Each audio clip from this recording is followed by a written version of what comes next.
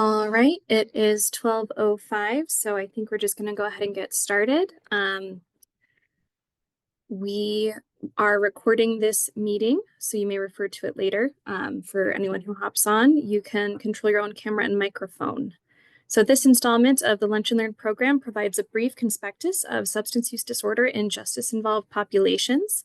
I'm Millie Allen. I'm joined by Laura Shirley and Sarah Hess. We are all three research analysts from the Legislative Services Division, and our combined experience is in the policy fields of criminal justice and health and human services. Today, we will start off with a topic overview. After I deliver that, Laura Shirley will review current initiatives in Montana, and Sarah Hess will discuss action in other states. We will end with some time for questions, so you can go ahead and hold those until the end. Our topic overview will touch on just some very general information about substance use disorder and its treatment, and some brief information about its correlation with crime. Defining substance use disorder helps us not only understand what it is, but how it fits in with the rest of our laws and interacts with the rest of our code. The Montana Code annotated includes the following definition of chemical dependency, as in it is the use of any chemical substance, legal or illegal, that creates behavioral or health problems or both, resulting in operational impairment. This term includes alcoholism, drug dependency, or both, that endanger the health, interpersonal relationships, or economic functions of an individual or the public health, welfare, or safety. Substance use disorder is simply a new term for chemical dependency, but chemical dependency is what we use in our code. So if you are pursuing any legislation on this issue, just be aware that that is the definition that might end up working in your legislation. So 63% of people in jail and 58% of people in prison have a substance use disorder, as compared to 17% of Americans over 12. 68% of drug offenders are rearrested within 3 years of release from prison, and only 7% of state prison systems provide all three approved medications for opioid use disorder, though 90% of prison systems have at least one of the medications. Funding is commonly cited as a barrier to providing all three. The three medications work differently, and not all are appropriate for all patients. Methadone is a full opioid antagonist, which is a drug that activates opioid receptors in the brain and nervous system. It reduces opioid cravings and withdrawal and blocks or blunts the effects. Methadone is a Schedule II drug, and treatment with this medication has significant regulatory limitations. Buprenorphine, it was developed as an improvement to methadone. It reduces opioid cravings and suppresses them. It is a partial opioid antagonist, meaning it binds to the receptors in the brain, but activates them less strongly than a full agonist like methadone. Because of this, it produces weaker feelings of euphoria and less respiratory depression. Naltrexone is an opioid antagonist, meaning it works by blocking the activation of opioid receptors.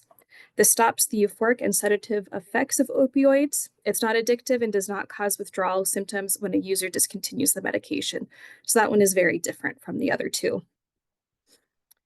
Violent offenders had lower prevalences of illicit drugs and homelessness, but a higher prevalence of binge drinking and sedative use when compared to offenders sentenced with drug crimes. In 2004, 17% of state prisoners and 18% of federal inmates indicated they committed their current offense to finance drug use. In these cases, recidivism decreases after successful substance use disorder or SUD treatment.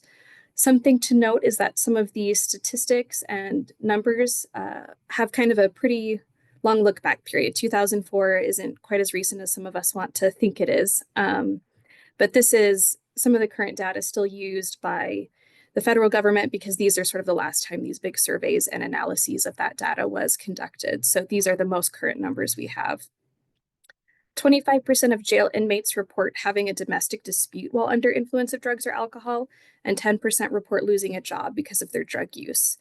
A domestic dispute is not necessarily domestic violence. Sometimes it just means an argument. However, there is substance use is a frequent co-occurrence in instances of intimate partner violence. Next, we are going to discuss treatment for substance use disorder. The photo on the far left of this slide illustrates the density of dopamine transmitters in the brain of a healthy person who has not used drugs. The center slide shows a lower density of these transmitters in the brain of a methamphetamine user who is 1 month sober.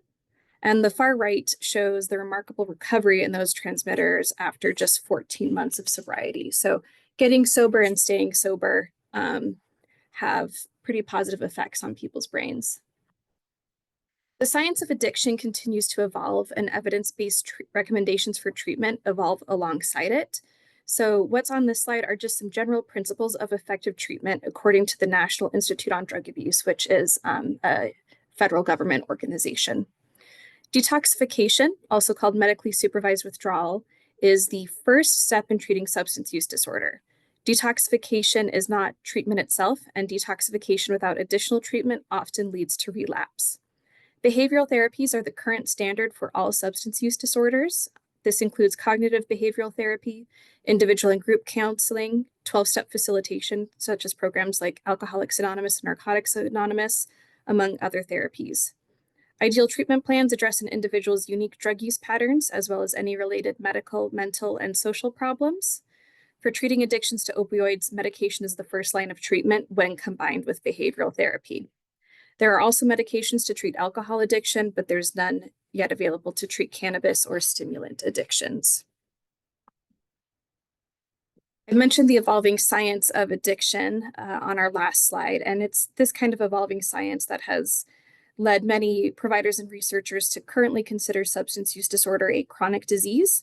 The chart on the right of this slide is a comparison of relapse rates between substance use disorder and other chronic illnesses, which was published in the Journal of the American Medical Association. As you can see, the relapse rates are similar to hypertension and asthma. The National Institute on Drug Abuse advises that relapse is not necessarily a sign of failure. Instead, it is an indicator that the individual needs a bit more help resuming treatment, or that the individual would benefit from a modified or different treatment. There are a few additional special considerations for incarcerated populations. So inmates experience a reduced tolerance to drugs and alcohol because they had to stop using them while incarcerated. So upon their release, inmates with substance use disorder often return to their pre-incarceral levels of use without realizing that they can no longer tolerate such high doses. So this has led to an increase of overdose and death among individuals with substance use disorder right after their release. There are certain substance use disorder treatments that correlate with a reduction in recidivism. A 2007 meta-analysis of drug treatment programs in correctional facilities, including those in both prisons and jails, found that therapeutic communities, residential substance abuse treatment, and group counseling all reduced recidivism, as well as treating the substance use disorder.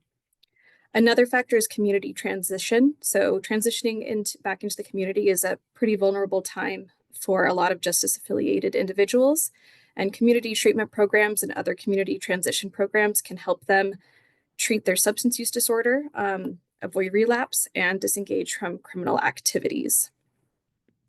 This truly was the broadest of overviews. This is a very complex issue, so I've linked some further reading in this slide.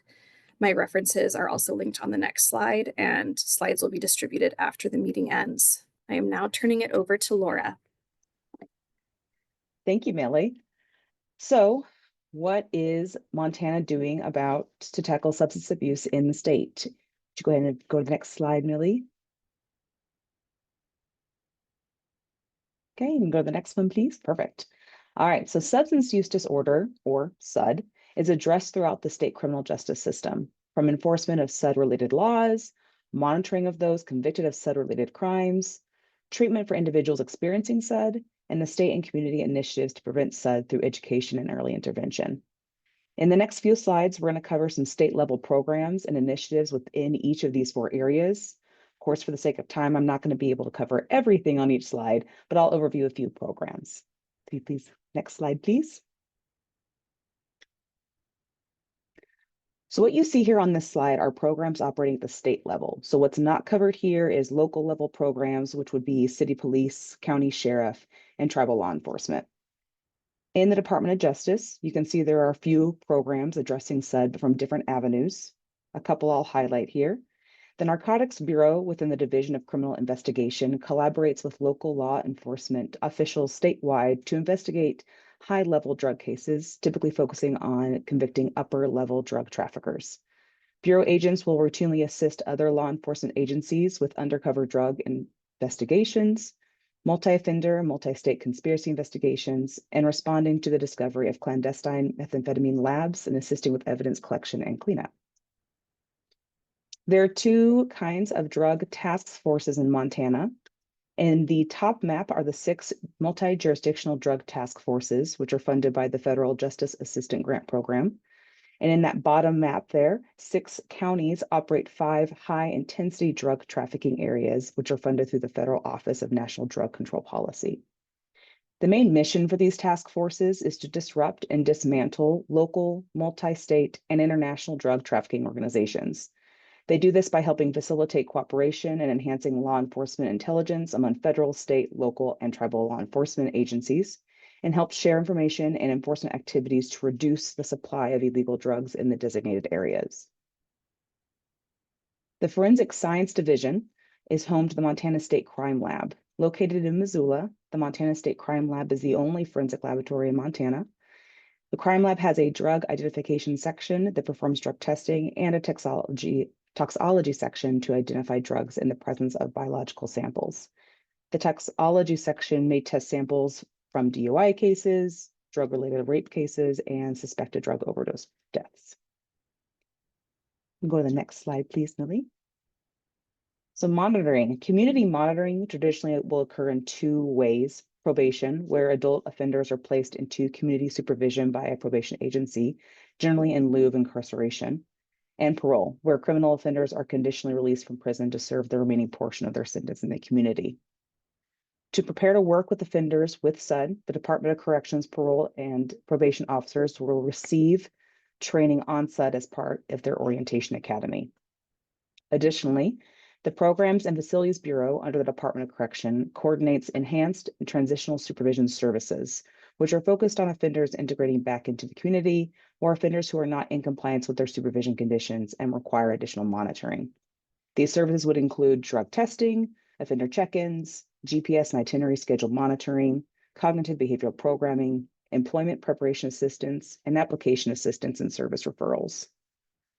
Within the Department of Justice, the 24/7 sobriety program is based on a national model for monitoring substance use involved offenders, and it encourages total abstinence from alcohol, supported by in-person preliminary breath testing, or the use of an alcohol monitoring bracelet called a Secure Continuous Remote Alcohol Monitoring, or SCRAM unit. Displayed on the map there, you can see there are currently 27 test sites statewide for individuals to conduct the in-person breath testing. Next slide, please. For most Montanans, their first entry point into SUD treatment is through the criminal justice system.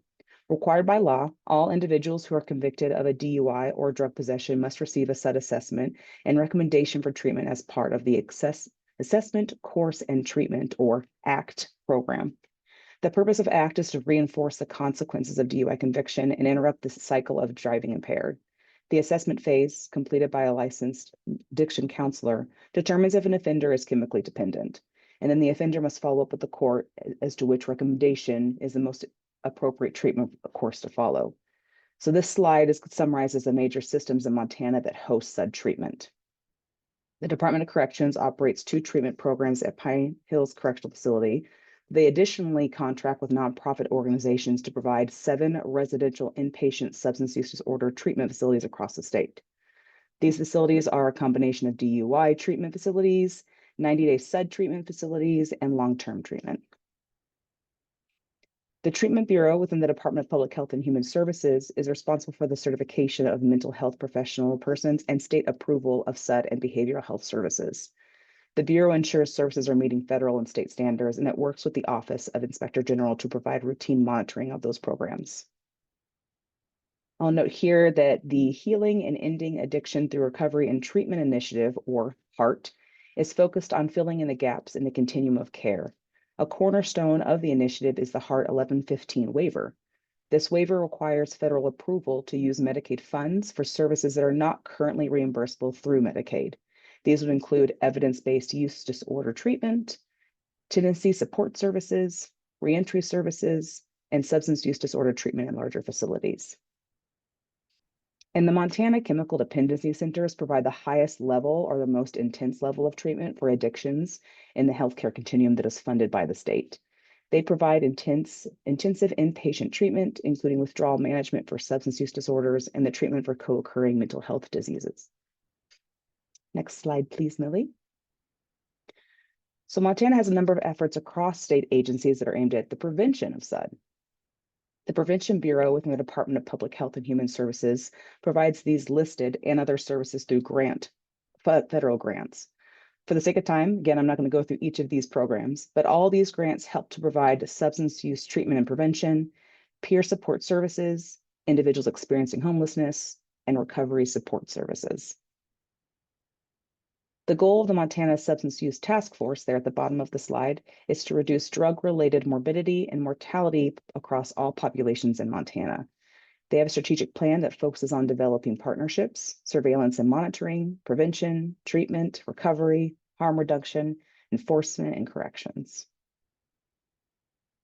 In 2015, the Montana Department of Justice partnered with the Montana Medical Association and the Blue Cross Blue Shield of Montana to develop the Know Your Dose website, which is designed to build awareness of the public health crisis facing the state.